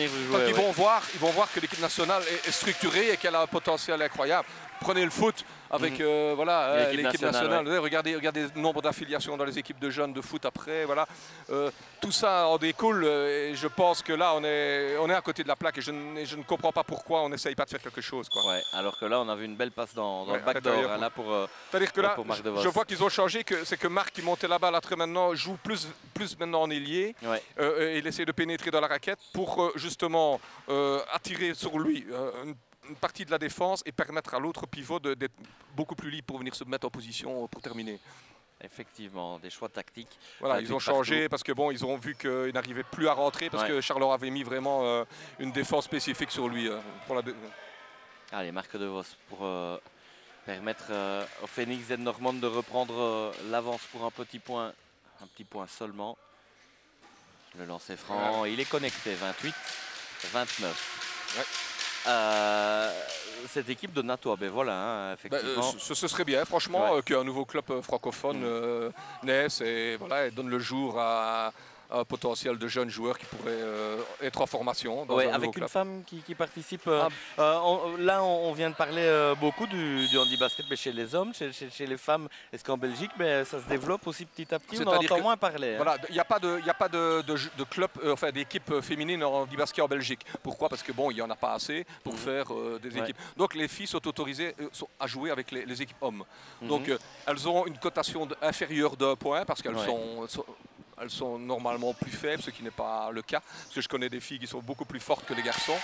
Et elles sont autorisées à jouer avec les garçons. Donc il y a quelques filles en Belgique qui évoluent avec des équipes masculines. Voilà. En Allemagne, par contre, là, beaucoup de filles jouent dans des clubs avec les garçons. Et ils ont même un championnat dans certaines divisions uniquement féminin. Voilà, donc quand on vous écoute, voilà, au niveau belge, il y aurait tout intérêt à regarder ce qui se fait en Allemagne, le prendre pour exemple, même si voilà, c'est pas le même pays non plus, il y a sans doute un potentiel plus grand, mais dans la structure, peut-être, voilà. Mais dans la structure, je pense qu'on doit travailler plus avec tous les centres de réadaptation qui ont des personnes moins valides par accident, par maladie. Bon, il y en a. Le problème, c'est de les encadrer au départ et de les orienter vers des sports. En Hollande, par contre, ça se fait systématiquement. Vous êtes dans un centre de réadaptation, on vous met directement à disposition un fauteuil de ville, un fauteuil de sport. Vous faites des stages multisports dans les sports qui sont possibles. Et là, vous choisissez. Et si on remarque que vous avez un don par rapport à un sport, on va vous orienter vers ce sport. Et on va tout faire pour vous amener encore à progresser. On va vous fournir le matériel, on va vous fournir les entraîneurs et les coachs. Voilà, ça arrive souvent aussi. Maintenant, le joueur d'habitude se relève seul en se mettant sur les petits trous, mais là, voilà, il va se faire aider par les autres. Voilà, l'entraide aussi. Hein. Voilà, là, il va se relever. C'est important, c'est pour ça que c'est un sport d'équipe. Voilà. Les contacts sont très rudes. Hein, donc, on l'a vu, c'est quand même physique. Hein. C'est physique, mais il y a rarement des blessures. Hein. Franchement, par rapport au valide, où il y a beaucoup de problèmes d'entorse ou de problèmes de genoux, en handi-basket, à part quelquefois des petites lésions au niveau des mains, ou des doigts retournés, des trucs comme ça, mais au niveau il y a rarement des blessures graves. Voilà, au niveau des mains, déjà, on protège les mains. Si vous avez vu, je ne sais pas si vous avez vu les fauteuils, mais les roues sont incurvées comme ça. Elles sont incurvées pour ça, dans un sens, pour permettre au pivot d'être supérieur, mais aussi pour ne pas qu'il y ait de contact au niveau des mains. Ça se coincer les doigts. Ça touche en bas, ça ne touche pas en haut. Donc là, les doigts ne sont pas coincés quoi, au niveau des contacts. Effectivement. On a vu Sébastien Rubelli, le numéro 7 de la sélection Charleroi-Mons, qui fait un bon petit match. Hein. En tout cas, il est souvent à la finition des actions. Il a un bon shot à mi-distance et il permet à Charleroi-Mons de mener d'un point 32-31 face au Phoenix de Dendermonde. Cette petite équipe de Charleroi-Mons a un petit potentiel. Quand on voit le numéro 16 ici, je pense qu'il n'a que 16 ans. Donc quand on voit déjà comment il manie ce fauteuil et que la puissance qu'il met déjà dans ses déplacements, je pense que dans quelques années, s'il est bien pris en charge, ça peut être un très très bon joueur d'un bon niveau. Voilà, Islam Dokev. Voici son nom et son prénom. Allez, 1 minute 19 dans ce troisième quart-temps.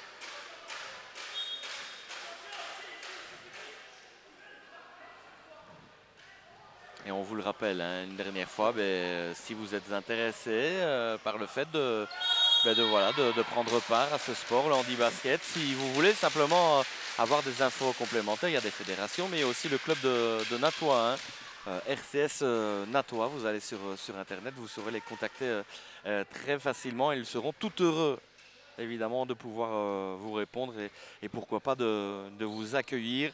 Et évidemment, bien sûr, vous en doutez certainement, hein, ma télé suivra ça de très près. Rebond offensif du numéro 9, Mo, qui s'est vraiment a mis son joueur derrière lui en allant au rebond. Voilà, là c'est une faute, je veux dire, cherchée par l'arbitre, voilà. Mais voilà, il s'est lancé vraiment pour chercher la faute, n'a pas cherché le panier. Ouais. Il a vu que le joueur était toujours en mouvement, n'était pas fixe.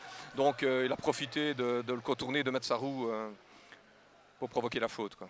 Sa roue en opposition, voilà, pour prendre le contact. Et le voilà, la ligne des lancers francs. Et voilà, on disait qu'il n'y avait pas de fair play, mais voilà, il y en a. Oui, non, il y a du fair play, il y a toujours du fair play. Effectivement. Kenan n'a pas pris le mot fair play au on l'avait bien compris. Voilà. Et on le voit qu'il s'amuse sur le parquet et qu'ils se connaissent. Il y a rarement d'agressivité dans le méchante, quoi. Hein, je veux dire, voilà. L'agressivité, elle est dans le physique. Voilà. Elle est dans l'intensité. Dans l'intensité, dans la volonté de vouloir marquer, mais pas au niveau de faire mal. De vilains gestes, voilà, effectivement. Voilà, là, maintenant, il doit ouvrir le jeu. Voilà, lui, il va ouvrir le jeu en rentrant dans la raquette. Ouais, ça, c'est bien joué, hein, la pénétration de Rubelli et qui finit. Donc là, il y a une mauvaise communication en défense, c'est-à-dire que le joueur qui devait être signalé par le joueur du bas pour lui dire que il était dans son dos, donc il n'a pas fait le lien. Et à ce moment-là, il a profité d'une accélération pour pénétrer dans la raquette, quoi. Effectivement, là aussi. Là, il n'y a plus de défense. Il n'y a plus de défense. Et puis, il y a eu ce qu'on appelle un cut à l'intérieur de la part de Kenan Tekin. La contre-attaque, terminé. Ça va être trop long, ça. Aussi, j'étais surpris. Quand même, quand on regarde dans ces contre-attaques les longues passes, il y a une extrême précision. Hein. Oui, c'est-à-dire que bon, la passe est toujours lancée vers l'avant pour permettre au joueur qui part en contre-attaque de pouvoir lancer son fauteuil pour récupérer le ballon après et terminer en contre-attaque. Effectivement, mais c'est vrai qu'on ne peut pas se permettre de donner les passes plus ou moins précises. Sans quoi le ballon, il part directement en... C'est-à-dire que le joueur doit lancer sa chaise en même temps que récupérer le ballon. Ouais. Donc il faut qu'il y ait une coordination à ce moment-là. Il y a un gros travail de coordination. Voilà, trop de travail de coordination. Voilà. C'est pour ça que dans la formation, c'est très important au départ d'apprendre dans les fondamentaux le travail à une main sur le fauteuil, une main sur le ballon. Bon, ça c'est plus de la technique pour permettre de pouvoir faire les deux et de partir sur de bonnes bases. Effectivement. Allez, Marc De Vos, toujours à la ligne des lancers francs. Et Phoenix Dendermonde qui est repassé devant 34-36 et 34-37. Il est à droit à la ligne des lancers francs. Il a un bon shot, Marc De Vos. Oui. Dans l'expérience, c'est un joueur d'expérience, donc il va calmer le jeu, il va organiser son jeu et il va trouver des solutions. Hop là, Rubelli à 3 points sur le buzzer, c'était bien essayé. Mais il n'avait pas d'autre solution. Voilà, et c'était le premier 3 points de cette partie, on l'attendait. 34-37, 3 points de retard pour Charleroi Mons à l'entame de ce 4e quart-temps. On va l'écouter ce que Jackie Meus a à dire à ses joueurs pour tenter de remporter cette rencontre. Écoute, l'arbitre, ne discute pas. Tu regarderas la TV. Le ballon vient, tu le prends pour le lancer devant toi. Non?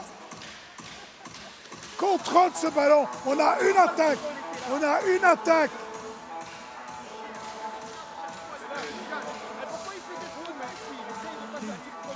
Je vais l'engueuler. Hein. Allez, Jackie, on a déjà dit que t'avais une plume. Accepte. On a déjà dit que t'avais une plume. Tiens, et tu perds des bêtes de ballon. Hein. La cuillonnade de l'arbitre, la faute là-bas qui ne sert à rien. Et c'est... Allez, les gars, allez, dedans. Allez, il est à nous, là, on a 3 points. Allez, 3 points. Allez, hop. Allez, pour l'Union. Go, go, go. Pour l'Union. Go, go, go. Allez, les gars. L'Aniac, les gars, l'Aniac maintenant. Ben voilà, ça c'est un temps mort qu'on n'avait pas encore entendu ce week-end. Il n'a pas trop donné de consignes, Non, il a non, surtout pas essayé donné. Il a de juste, discuter avec reproché à l'arbitre d'avoir poussé sa balle un Etaokil. peu trop loin. Ouais, Mais ça, il le savait bien. Donc, ça a l'air d'être un fameux coco, l'arbitre Etaokil, parce qu'il le faisait aller avec le sourire. Hein. Ouais, de toute Avec façon, beaucoup de bonne humeur, c'est le principal. Fait, voilà, ouais. maintenant, c'est de se concentrer et d'essayer de repartir sur de bonnes bases. Ouais, voilà. Et on l'a bien vu, hein, Jackie Meuse qui a baissé les bras face à l'arbitre Etaokil. Allez, ben c'est bien ça de voir un petit peu de bonne humeur et des sourires. C'est pour ça qu'on est là tous ce week-end. Évidemment, il y a le niveau, il y a les finales. Il n'y a pas d'enjeu ici déjà. Hein. Ouais. Bon, si ce n'est la victoire pour le plaisir.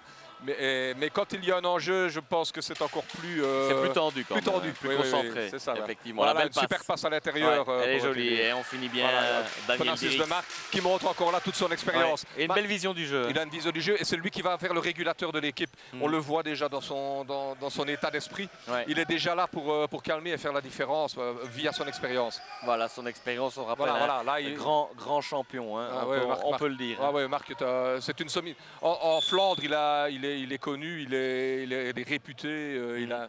Oh, franchement... Voilà, bon, là, il a son âge, maintenant on a le même âge tous les deux. Donc, ben, vous êtes encore jeune. Hein, donc. On a fait beaucoup d'années en équipe nationale ensemble. Ben voilà. Une grosse carrière en handi-basket, grosse carrière en équipe nationale. Et puis il faut le dire, hein, parce que ça, c'est pas souvent qu'on a des gens comme ça sur le parquet. Les Jeux Olympiques, ça, chapeau. Et ben, à vous aussi, hein, moi je suis assez admiratif. Marc a été professionnel aussi à Sassari, en Italie, pendant plusieurs années aussi. Il a eu une belle carrière à l'étranger aussi. Ben voilà, beaucoup de choses à dire, hein, pas mal de voyages et beaucoup de belles expériences. Oui, des belles expériences. Les Coupes d'Europe de clubs champions, les Euroleague qu'on a fait. Et tout ça par la volonté du sport et par la chance de pouvoir pratiquer son sport dans les meilleures conditions. Voilà, on ne le dira jamais, il est important de pratiquer un sport. Et c'est vrai que il y a les sports individuels, mais le sport par équipe, ça permet de vivre des choses en groupe à plusieurs. Et ça, il n'y a rien d'incomparable que d'être en groupe et de vivre de bons moments. Et pour en revenir à Ciné, pour éventuellement les personnes qui désireraient venir dans un club, il faut vous dire que c'est une rééducation aussi pour l'état d'esprit, pour tout ce qui est vie sociale et tout, ça fait bien à tout. Et pour la réinsertion sociale, vous bougez, vous voyez des gens, voilà. C'est vrai qu'avoir un handicap ou avoir un traumatisme de quelque chose, c'est toujours difficile à soulever. Mais le sport est à se dépasser et revenir. Et ça vous aide dans votre vie de tous les jours. Voilà, vous, ça vous a ça m'a aidé à me surpasser, à faire des choses que je n'aurais jamais faites. Et voilà, et ça, c'est tout pour l'état d'esprit, pour le mental, pour tout. Le sport devient un facteur de motivation qui amène dans sa vie de tous les jours, dans sa vie familiale, dans sa vie de travail, dans sa vie de... Voilà, et c'est pour ça qu'il est important... de faire passer ce message-là que c'est du sport aussi, c'est pas du loisir, c'est du sport. Donc voilà, amener à se dépasser, c'est la loi du sport et voilà. Et on la ressent très fort et l'esprit de camaraderie fait que vous avancez, voilà. Ouais, effectivement. Allez, au niveau de la compétition, parce que même si c'est un match amical, on l'a compris. Là, il sert un peu la défense. Je vois qu'il va chercher l'écran là. Il va aller chercher l'écran. Marc passe au-dessus. Voilà, maintenant lui va devoir shotter. Ouais, c'est bien organisé au niveau défensif et très bon shot en fin de possession de la part de l'arbitre Etaokil. Pour revenir à 7 points de Phoenix Dendermonde qui a pris un peu le large, hein, 36-43. Là, il demande de ne pas forcer, de ne pas aller trop vite. Donc là, ils ont encore changé la possibilité. Ils vont mettre Marc avec le pivot. Donc là, Marc va aller amener voilà, il va pas rentrer le pivot. Voilà. Oh, belle passe, superbe. Il se dégage un peu. Le petit shot via la planche qui est manqué et le rebond. Voilà, là, il va partir en 3 contre 2 normalement, en 4 contre 3. Carpon. Il doit lâcher la balle. Anthony Carpon, voilà qui est maintenant fait mieux, pour l'arbitre. Sanchez, trop tard. Voilà, maintenant on rejoue. L'arbitre. Là, il y a une faute. Voilà, l'arbitre, à mon avis, qui se le fera dire à nouveau par Jackie Meuse. Là, on a vraiment vu la difficulté du joueur, le numéro 5 ici. Anthony Carpon. Voilà, qui avait la balle et qui a lâché la balle un peu trop tard. Donc il a voulu relancer son fauteuil, en même temps refaire un dribble supplémentaire. Et il a lâché la balle trop tard, ce qui n'a pas amené la conclusion de la contre-attaque. Rebelli en bonne place pour prendre le shot via la planche. Ça ne rentre pas. Et c'est Mo qui remonte la balle avec Marc De Vos un petit peu esselé. Donc il va attendre il va que ça patienter, remonte. il va attendre. Bien joué, ça. Il va jouer avec Dirix. Voilà, oui.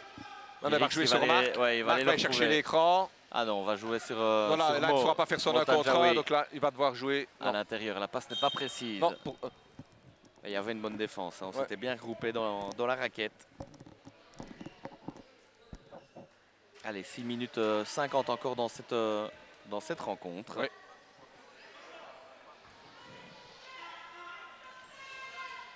Le shot de Marc De Vos, il est bon. Hein. Donc là, c'est là qu'on voit que Marc voilà, a pris le match en main. Hein. En main, oui. Ouais. Son organisation, son placement. C'est vrai qu'il est dans tous les bons coups. Hein. Voilà, il a décidé maintenant de... Et c'est lui qui fait la différence dans cette rencontre. Il a son expérience et voilà, il sait placer ses joueurs. Là, voilà, ils vont jouer une défense de zone pour uniquement essayer de laisser shotter de l'extérieur. Voilà, là, il y a de percer en force. Oui. Il doit lâcher le ballon, l'arbitre doit lâcher le ballon, il fait un petit mouvement croyant passer le joueur en 1 contre 1 et le joueur n'a pas bougé, n'a pas réagi. Donc, effectivement. Kenan est aussi un joueur qui a aussi une certaine expérience. Ouais. Il y a plus d'expérience du côté de Phoenix. Oui, Phoenix. Est-ce qu'il fait la différence? On le voit. Moi j'aime bien ce joueur-là parce qu'il a le sourire du début à la fin, l'arbitre. Hein. Il va encore chambrer son entraîneur. Ah, c'est sympa. Voilà, là ils vont travailler à l'écran. Voilà, Marc De Vos va à l'écran. Ouais, il va travailler pour faire. Voilà. Là, il doit bloquer le pivot. Le pivot rentre. La passe à l'intérieur. Voilà. Superbe cette passe. Et on termine. Ça, c'est bien joué. Le 2+1 de Motanjawi. Ça, c'est bien joué. Donc en fait là, je pense que Charleroi devrait, pour ma part, si je resserrer et se mettre en aide du côté justement de Marc et de Mo, pour justement empêcher, parce que les points ne viennent plus que de leurs deux presque. Et je pense que s'ils veulent revenir, c'est cette solution-là qui serait la meilleure. Allez, le lancer franc de Motanjawi. Il n'est pas converti, mais le rebond est toujours pour Dendermonde. Et là, c'est Verhagen qui n'a pu terminer la première fois. Il s'y reprend à 2 fois. Et 13 points d'avance là pour les Phoenix de Dendermonde qui petit à petit creuse l'écart. Et on le voit, Charleroi qui a du mal. Hein, là, il avait écarté le jeu. Là, il y a un surnombre. Il y a un surnombre. Avec le bon shot, il était bien pris. Il était ouvert et le rebond d'Islam Dokaev. Le ballon pour Yacine Ben qui laisse à Roubelli. Voilà. Il faut ouvrir le jeu, voilà, c'est bien. Voilà, lui il va descendre pour attirer Marc. Roubelli. Voilà, lui en pénétration. Et normalement il devrait lâcher à l'écran. Voilà, il ressort et le shot est ouvert. C'est le shot qui est manqué avec le rebond. Voilà, contre-attaque. Et la contre-attaque avec Motanjawi. Là, il peut donner à l'intérieur.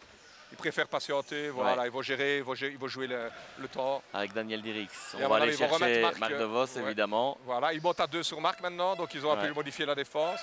Et là il y a l'écran, le voici l'écran, la passe à l'intérieur. Elle est super cette passe à l'intérieur pour Motanjawi. Quelle précision de Marc De Vos. Ils s'entendent vraiment bien au niveau de la cohésion. On voit que c'est vraiment où il est. Hein. Il le cherche. Il y a une belle relation entre ces deux hommes et Marc De Vos. Il ne faut pas négliger le travail des autres non plus. Parce que bon, c'est leurs deux qui marquent, mais les autres travaillent vraiment bien pour la défense et qui bloquent. Pour attirer et se rendre dangereux pour permettre le passage. Effectivement, un vrai travail d'équipe. Et on voit que les phases sont répétées et travaillées, elles sont connues. Voilà, là. Joli. Un bon mouvement. Maintenant, là, la défense resserre. Il joue à l'intérieur où il faut ressortir. Si c'est bloqué, il prend le shot. Il y a une bonne défense. Hein. C'est défensivement que la différence est là entre les deux équipes pour le moment. Sur une zone de Phoenix, il n'y a pas trop de shots à l'extérieur qui rentrent. Donc ils n'ont pas de solution pour le moment. Ils n'arrivent pas à se dégager pour prendre des shots. Et quand ils en prennent, c'est toujours des shots de dernière minute. Donc, Daniel Dirix. Voilà, toujours la même chose. Avec la petite passe à l'intérieur, c'est bien joué. Là, si en première mi-temps, Motanjawi avait du mal à concrétiser ses occasions, là ça fait quelques phases où il se montre très adroit. Hein. Et les passes arrivent bien au bon moment. Et la différence, elle se fait tout de suite au classement. C'est 36-53. Il y a un très bon timing entre la passe et le receveur et le passeur. Et il est placé avec les bras en l'air, prêt à. Il n'a plus qu'à la mettre dedans, en fait. Effectivement. On les voit, ces joueurs. Les Phoenix de Dendermonde. Mais on le dit, hein, ils sont en train de mener de 17 points et ils ne sont que 5 depuis le début de la rencontre. Ça veut dire qu'il y a une très bonne gestion de leurs efforts et que tactiquement c'est intelligent. C'est intelligent et puis c'est l'expérience qui parle. Ouais. Par rapport, il y a beaucoup de jeunes joueurs de l'autre côté et des joueurs qui n'ont peut-être pas l'habitude de jouer ensemble non plus. Mais c'est un peu une cohésion de Charleroi-Mons. Enfin bon. Ouais. Donc eux, on voit qu'ils ont cette faculté de savoir où le joueur se place ou quand il va rentrer, quand l'autre. C'est travaillé, comme vous dites, et voilà, ça paye. Oui, quand vous voyez un gars comme Marc De Vos qui a le même âge que vous, qui est encore sur les parquets, ça vous manque pas un petit peu? Si, ça me manque. Ouais. Quand je vais voir les Roller Bulls, il n'y a qu'une chose à faire, c'est de se calmer, sinon je monterai sur le terrain à chaque fois. Quoi. Mais bon, voilà, j'ai décidé maintenant. Voilà. 35 ans de bons loyaux service, ça a été vraiment de bons souvenirs. L'arbitre. Mitaokil, la bonne passe pour Rubelli, le shot, c'est manqué. Verhagen, le rebond. Là, on ne joue pas la contre-attaque, ils vont patienter. Voilà, eux, à mon avis, vont commencer à presser un peu plus haut pour essayer de récupérer quelques ballons et les gêner. Effectivement, le voit se presse, mais il y a une bonne remontée de ballon. Voilà, ils paniquent pas, ils font tourner le ballon, ils travaillent jusqu'à retrouver la... Hop là, il y a la passe, bien joué, ce pick and roll. C'est dommage parce que c'était bien joué, on l'a vraiment vu bien s'amorcer avec Marc De Vos qui est parti dans le dos de son défenseur.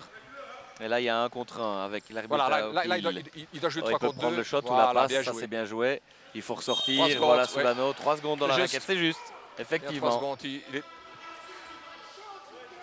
Effectivement. Ah oui. Là, il doit prendre son shot. Ses coéquipiers lui disent, shot. Il a voulu passer par derrière et faire un layback. Et finalement, ça s'est refermé. Il s'est retrouvé avec le joueur dans la raquette. Alors que tout doucement arrivent les joueurs du prochain match qui opposera bien Liège à Charleroi en U21. Je vous le rappelle, un match surtout à ne pas manquer. L'avant-dernier match de ces coupes AWBB. Liège, Charleroi, c'est de D1. Et puis après, on fait la pub, surtout ne manquez pas le match final. L'apothéose ici au RBC Ciné qui accueille ses dames. Le RBC Ciné qui jouera contre le RBC Prayon. Et ça, ça va être un match pas piqué des verres. Il va y avoir de la dynamite sur le parquet. 2 équipes qui jouent dans la même division, qui ont le même classement et qui au match aller en championnat. J'avais la chance d'être là pour cette rencontre. Ça s'était terminé à la fin de la 2e prolongation. Vous voyez, ça va être disputé.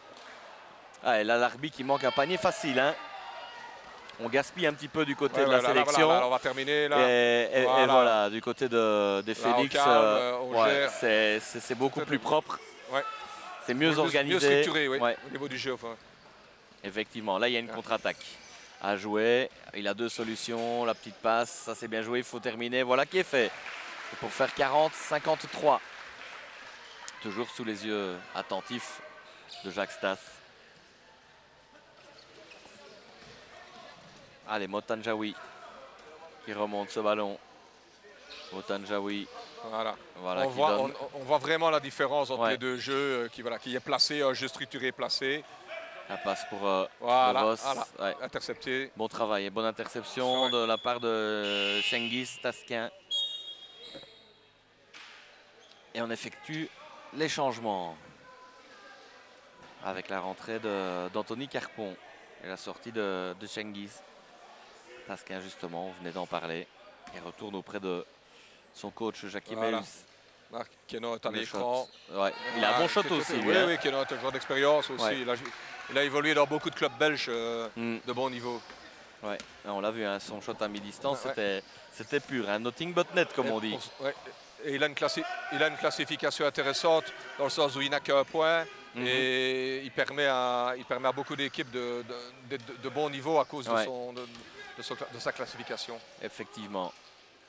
Allez, avec le shot, ça c'est trop puissant, c'est pas précis. Et le rebond pour Mo Tanjawi. Voilà. Là, il y a retour. Avec Marc De Vos. Marc De Vos va gérer. La passe à l'intérieur, c'est bien joué. Ça, c'est trop court pour Mo Tanjawi qui se précipite directement sur le rebond. Avec panier peu académique, mais ça rentre de la part d'Yvan Verhagen.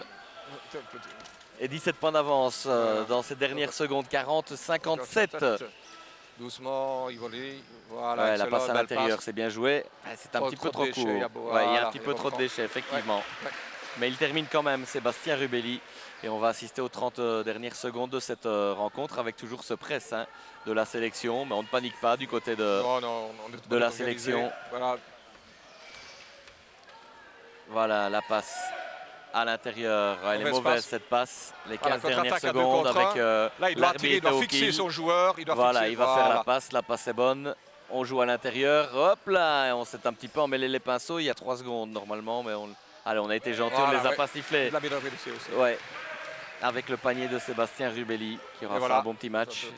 Et voilà, c'est la fin de cette rencontre avec la victoire finale des Phoenix de Dendermonde face à la sélection Charleroi-Mons. Le score final 57-44.